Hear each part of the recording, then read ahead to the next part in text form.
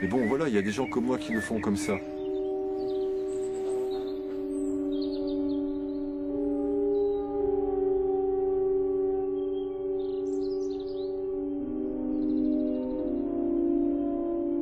On est là dans quelque chose qui se généralise dans le système industriel, mais qui est particulièrement pernicieux pour toutes les industries à risque, et en particulier le nucléaire. C'est le fait, ce qu'on appelle les programmes d'assurance qualité, où ce qui compte, c'est la procédure, beaucoup plus que le travail effectif. Et ce qu'on te demande, quand tu sors d'une centrale après être intervenu comme robinettier, comme décontamineur, etc., c'est de dire que tu as fait ce que tu devais faire selon la procédure qui t'était imposée. Alors, qu'est-ce qu'il y a comme risque? Lisez, votre analyse, c'est quoi? Risque d'alarme. Alors, qu'est-ce que vous faites en cas d'alarme? Les sociologues du travail savent très bien qu'il y a toujours un écart entre le travail prescrit et le travail réel. Faire écrire à un travailleur qu'il a respecté la procédure et qu'il a fait ce qu'on lui avait dit de faire, c'est en fait lui déléguer complètement la responsabilité, c'est-à-dire que le jour où il y a un pépin, on va rechercher le bordereau pour voir qui a fait l'intervention. Et c'est celui qui a signé qui va se retrouver être le responsable, même si toute la chaîne de responsabilité, elle est au plus haut niveau.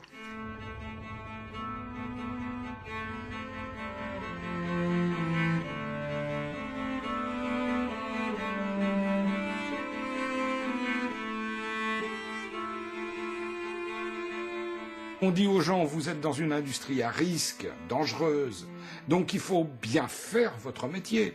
Vous n'avez pas droit à l'erreur. Et on leur donne de moins en moins les moyens de bien faire leur métier.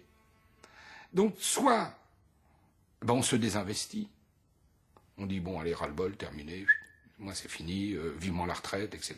On se désinvestit, ou on choisit d'aller une vie, faire du foot, faire autre chose, et puis le boulot, basta. Donc on se désinvestit, ce qui est dangereux quand même, quand on bosse dans une industrie nucléaire. Ou on reporte les contraintes sur le sous-traitant, après tout c'est pas moi, c'est l'autre, et puis c'est l'autre qui va en chier, c'est pas moi. Ou alors on est encore plus dans son métier, on veut tenir, et quand on ne peut pas tenir et qu'on veut tenir, on pète les plombs. On pète les plombs. C'est ce qui arrive. Moi, je suis un fils d'agent d'EDF. Je suis né sur le barrage de Serponçon à l'époque du développement de l'hydraulique. Donc j'ai vécu, on s'adapte bien sûr, mais j'ai vécu quand même une évolution d'entreprise assez phénoménale. Entre EDF, service public et EDF, société anonyme quand même, c'est un sacré choc culturel. Donc il y a déjà ça. Et puis après, à titre individuel, j'ai vécu un véritable harcèlement au cours de ma carrière qui m'a amené une dépression grave.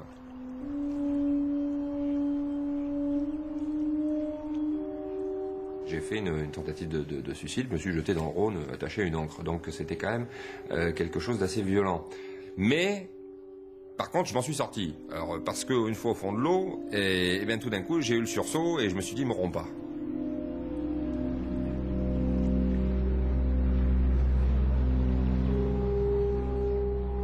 On dénombre 13 suicides de collègues, donc des suicides qui nous font mal à nous, puisque ce sont des salariés avec qui on travaille depuis des années, notamment mon pote Dédé qui vient de se suicider là dernièrement en se jetant en voiture à la falaise.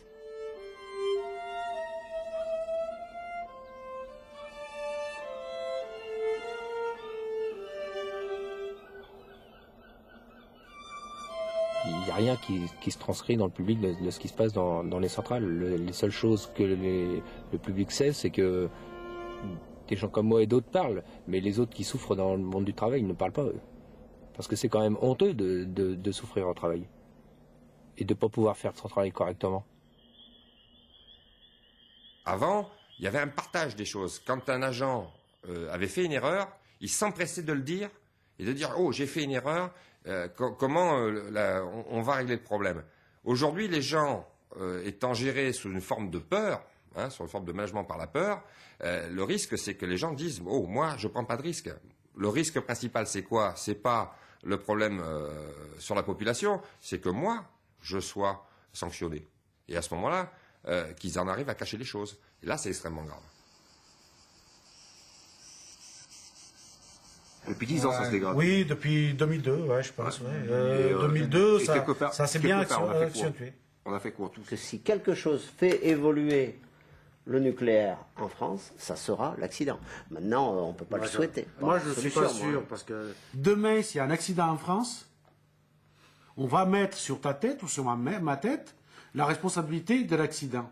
Mais ce n'est pas pour autant qu'on va changer la façon de faire ou la façon d'ignorer l'homme. Dit werkcollectief opereert op de site van Grua in de Rhônevallei. We zijn met deze onderaannemers mee op stap gegaan gedurende een paar maanden om hun bezorgdheden te begrijpen. Serge is een van de verantwoordelijken op het terrein. Je travaillais dans une entreprise familiale qui était la CIM. Ça se passait très bien jusqu'à maintenant, quoi. Et on a été racheté par un grand groupe, SPI. Et donc là, ça commençait à se dégrader parce qu'on avait un chevauchement d'arrêt de tranche et puis j'avais pas les effectifs nécessaires pour le faire. Donc j'aurais fait un courrier, j'ai pas eu de réponse. Donc on s'est débrouillé, on a passé le problème. Et l'affaire s'est reproduite quelques mois plus tard, où là ça s'était encore dégradé au niveau du personnel. On me prenait les gens, j'avais plus de compétences, j'avais plus de professionnalisme. Et là j'ai été obligé de faire un droit d'alerte pour pouvoir arrêter l'hémorragie. C'était déjà le deuxième accident de travail que j'avais. Donc personne ne voulait m'écouter. Bon, voilà, je suis passé par un droit d'alerte et ça n'a pas plu à ma direction. Donc par la suite, j'ai été convoqué et licencié. Le motif du licenciement, c'est pas par rapport au droit d'alerte, ça n'a jamais été notifié dans le licenciement. Mais voilà, quoi, les choses ont évolué très vite après le droit d'alerte. Et le prétexte officiel, c'est? Ah, c'est licenciement pour cause réelle et sérieuse. Sans plus de détails? Sans plus de détails, quelques reproches comme la gestion du personnel, un comportement ambigu de ma part.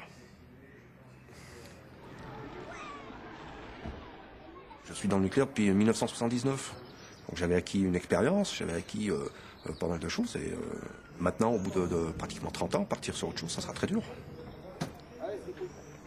Et j'ai une compagne qui continue de travailler dans le nucléaire pour l'instant, à la même centrale et dans la même société. Donc j'espère que ça va durer, quoi. Maar dat zou niet lang duren. 6 maanden later zien Nathalie en de ongeveer 100 arbeiders waarover Serge de leiding had, hoe hun onderneming het contract verliest. C'est une autre société, donc la société Essor, qui reprend le contrat au 1er janvier. Et on s'aperçoit, dans le courant du mois d'octobre ou novembre, je ne sais plus, en lisant le journal, on trouve des annonces de la société Essor, donc celle qui reprend. Donc cette société, par voie de presse, faisait des annonces pour recruter du personnel. Et alors nous, ça a été un grand choc, parce que le personnel, il l'avait, on était là, nous. Et on ne comprenait pas pourquoi ils recrutaient comme ça du monde à l'extérieur.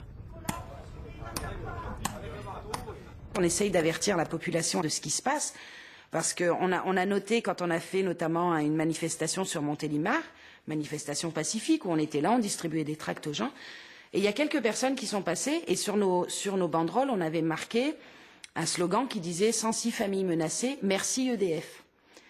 Et les gens, quand ils ont vu le sigle EDF, ils n'ont pas compris pourquoi on distribuait des tracts, parce qu'ils se sont dit « mais vous êtes à EDF, vous n'allez pas vous plaindre ». Donc nous, on a estimé qu'il était important de prévenir la population à l'extérieur qu'il n'y avait pas que des gens EDF qui travaillaient dans une centrale, qu'il y avait nous, les sous-traitants, et qu'on n'était pas du tout logés à la même enseigne. On est tous des gamins du nucléaire, là. Hein. Tous les copains qui sont là, ils sont là depuis le début du nucléaire. On a donné notre vie pour le nucléaire. Il faut qu'ils arrêtent de prendre les gens en otage. Tu verrais dans quel état c'est à l'intérieur, c'est lamentable ce qui se passe à l'intérieur. Il y a des tas de déchets radioactifs dans les bâtiments, à la sortie des bannes, parce qu'ils ne peuvent pas les évacuer, ils ne savent pas les contrôler. Donc aujourd'hui, on a un problème de sûreté quand même, à l'intérieur. Tu verrais ce qui se passe à l'intérieur, c'est grave. Les gens qui sont déjà dedans, qui ne sont pas embauchés, qui sont de nouveaux, ils se plaignent déjà. Il y en a beaucoup qui démissionnent. Ils démissionnent les gens. Et ça fait un mois qu'ils sont là. Il y en a qui restent une semaine, après on les voit plus. Hein. Mais tellement on voit venir de nouveaux, des fois on en a marre de leur apprendre. On préfère même les amener avec nous. Un nouveau, moi je l'emmène avec moi là. Je suis ça, il faut pas faire, ça, il faut pas faire, ça, il faut faire, ça, il faut pas faire. Et c'est comme ça que ça marche le mieux. Mais de toute manière, c'est sur le terrain qu'on apprend. Surtout dans le nucléaire, c'est sur le terrain.